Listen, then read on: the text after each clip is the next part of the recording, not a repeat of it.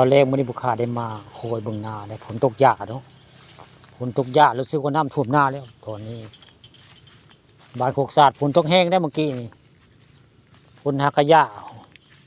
น้ำท่วมกานาอันนี้นาหวานได้นาหวานได้นาหวานบ้านโคกสาดได้ฝนน้ำท่วมเลยดอกบัวนี่ก็น้ำเพียงใดเพิ่นก็เพียงนั้นได้ดอกบัวนี่ก็ได้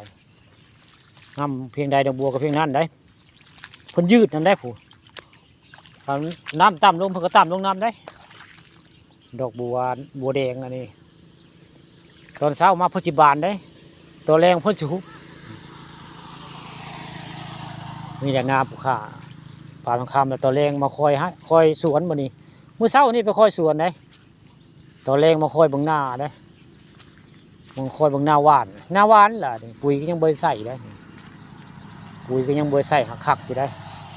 ดูดน้ำใส่เทื่อนึงก็ได้มันฝนบ่ตกเลยดูดน้ำใส่อันลักนี่ก็ว่าต่อกันเครื่องได้ยันเครื่องตกให้หน้าเนาะ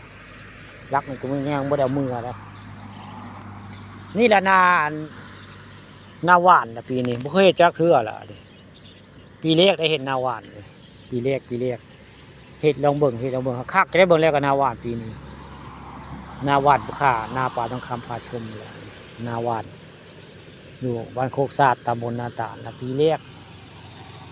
เฮ็ดนาหวานลองเบิ่งเนาะมันยากได้ข้าเจ้าจ้างคนมาลกก้าหลายขั้นตอนเลย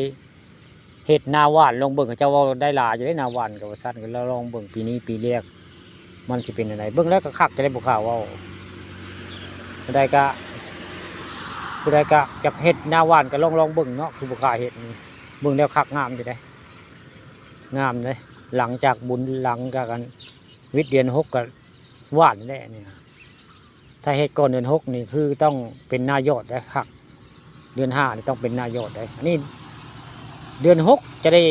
หวานเนาะยอดบ่ได้มันผลมันมาก่อนปีนี้มาเร็วเลยได้เป็นนาหวานไว้ง่ายนาหวานก็คักได้ขนาดยังบ่ได้ใส่ปุ๋ยได้นี่ไม่ได้ใส่ปุ๋ยที่คักผู้ข้าวว่าปีนี้นี่แหละนาผู้ข้านาหวานบ้านโคกสาดตำบลนาตาลล่ะนี่อันดอกบัวนี่ก็น้ำจนท่วมแล้วผู้ท่วมมันสะอันนี้ผู้ใดท่วมมาคั้นว่าฝนตกยาเมื่อกี้ได้น้ำท่วมคักแท้มื้อนี้มันก็สูงขึ้นนั้นได้ดอกบัวนี่ก็ได้น้ำต่ำมันก็ต่ำลงนี่น้ำนี่เบิกเขาเอาน้ำเพียงใดดอกบัวเพียงนั้นได้เองว่าดอกบัวเพียงกับน้ำนี่ว่ามันตื้นมันบ่ได้ตื้นได้สะนี่เลือก8 เม็ดมันก็เลือก8 เม็ดสำสะได้อันดอกบัวเนี่ย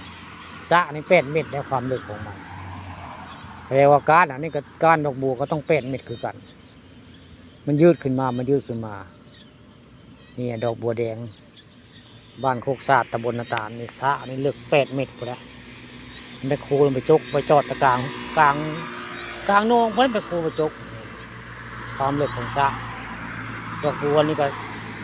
สูงขึ้นมาน้ำเนี่ยเพื่อก็ได้น้ำดอกเพียงใดดอกบัวกับเพียงนั้น